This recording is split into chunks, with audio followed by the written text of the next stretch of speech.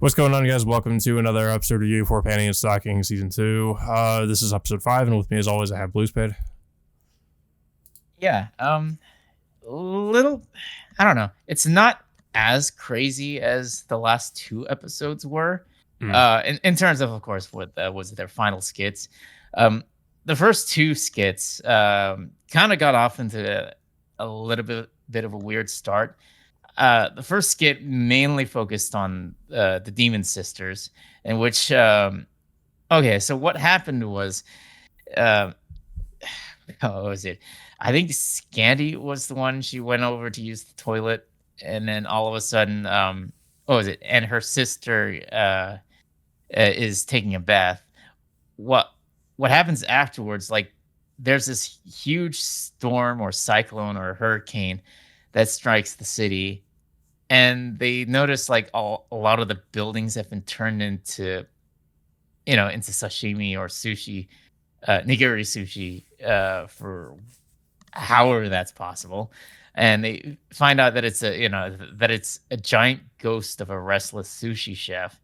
So they tried to solve this by getting an actual sushi chef from a restaurant, which this chef ends up criticizing the ghost, which only makes these things even worse. By I think this ghost ended up killing this guy, or I don't know if that really was the case. Yeah. Uh, but, it gets to the point where, it gets even worse with Scanny, like she's been literally holding it in for much of the episode because, like, she's afraid to defecate in public. But, she couldn't hold it in much longer until, like, she finally lets it out. And And somehow that it gives her, like, some okay. kind of a power or, like, power boost or something. Uh, yeah, power boosted pretty much, like, her and her sister end up destroying the sushi chef ghost, and pretty much, like, taking down the hurricane, and I guess in a way things get back to normal afterwards. So that's it with that one. Next episode it got I don't know, kinda gets a little bit confusing. Uh like even after the episode that skit was done. So Penny and Stocking find the ghost of an abandoned pet turtle, which turned like kind of talks like, if he was from Teenage Mutant Ninja Turtles in a way. So just when they were about to kill this ghost turtle, Garterbelt comes in and takes pity on this thing and decides to adopt it. But what happens is like this ghost ends up possessing him, and it transforms him into into a giant sized kaiju turtle thing, whatever that is. And then he starts okay, and things get weird from there. He starts laying eggs by, I guess like it creates legions of clones or copies of himself, which causes havoc and chaos in the city. Which and then of course Penny and Stocking just immediately just take him down. But they find that they explain that a Garterbelt turned to normal after they ended up killing the ghost, and then soon afterwards, I think Well, they kind of imply like that what was it? there, They find I guess there still is, like, a turtle ghost or something, or well, I guess one of the babies are still around. yeah, and like well, I think what was it? Panty finds another egg, but finds out that it just an actual like golf ball instead. So she throws it, but then it lands next to another egg, which turns out to be another Garterbelt clone. But it turns out it's a platypus now, and the episode just ends off in this in a cliffhanger. And I mean, I could assume like they also took care of that, but then like they just don't really Yeah, I mean, explain it I after mean, that. all of them are kind of like they seem to at least. I guess I don't know. I guess they're not self-contained because they actually referenced the skit from one of the previous episodes about them adopting the cat. So I guess in a Yeah. way, like, some things seem to carry over into other segments.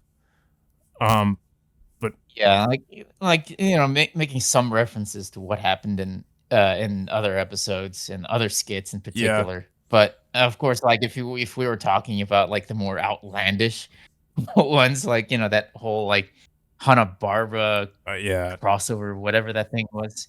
Okay, so the last one, I think it was like one of the better ones. I would say taking up like half the episode. It mainly focuses. It's more of a spoof of like of those like old classic slasher horror Yeah, films. I mean, I could Um, talk a little bit more about this. So, a lot of I think the direct references are gonna fly over a lot of the people's head with this one because, like, yeah, it's. I guess most people could just see it as like, yeah, it's just it's a reference to slasher movies, and technically it is.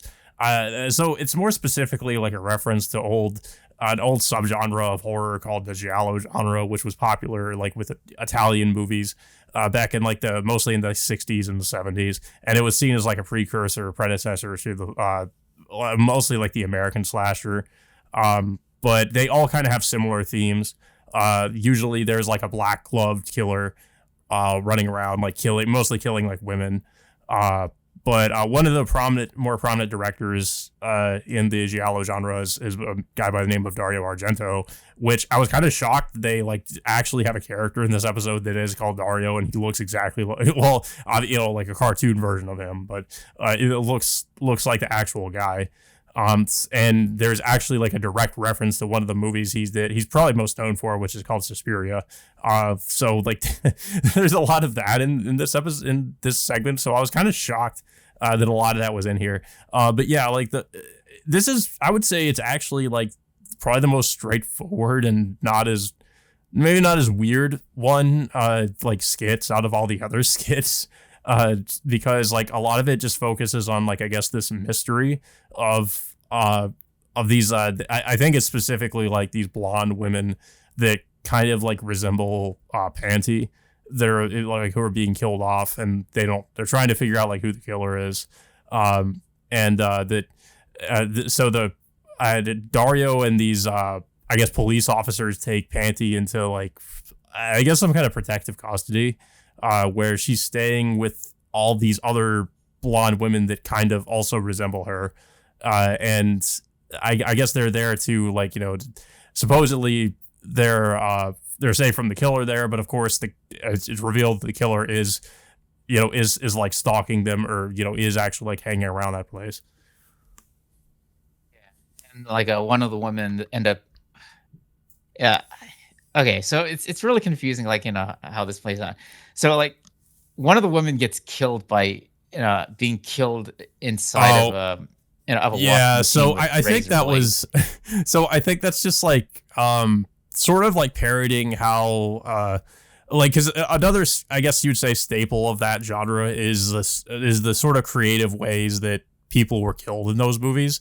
So I think that's sort of like why they decided to have like one of the girls like killed in that manner. Like, oh, this is the most ridiculous way to kill somebody. Like, just have like a bunch of I guess razors in a what was it, like razors in some kind of a washing machine, and she's stuck in there and can't get out. There would be some crazy stuff like that in like the giallo movies. So I mean I feel like it's sort of like just making fun of that. Yeah, and then I think Brief it ends up disguising himself as another blonde That was woman, the and really weird yeah, thing to me, like that he was like for some reason just disguised as one of the blonde women. But I guess he was doing that yeah, to sort of like figure out who the killer actually was. which well, so I guess the killer gets into his bedroom, and well, he ends up slitting both his organs out and his throat, which to me, I thought they killed off this character, but it turns out that wasn't the case. Which it turns out like it was just using a fake knife with like using like with hot dog wings as organs or something like that. Yeah, yeah. So, and then I think, yeah, I think we get the well, I think it's then like we get the reveal of like who the killer actually is. Um, It's the real killer is a yeah, retired blonde. yeah. It was that woman like we see like Woman. briefly in the beginning of the episode, or well, the beginning of the skit, I guess. Um, but apparently, well, also in the beginning of the beginning of the skit, and also like when they first get to the house, like it was that woman that got killed in that one like movie. And she basically like reveals her motivation that she was kind of like upset, I guess, that she got like typecast in like all these other movies because she was just known for, I guess, being the just being like a, I guess it's one of the victims of the killer. So it mainly like stems for her just being like upset about that.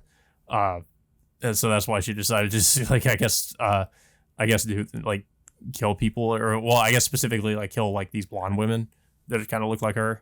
Yeah. So, and of course, the ghost that, well, I guess that fate killed Brief.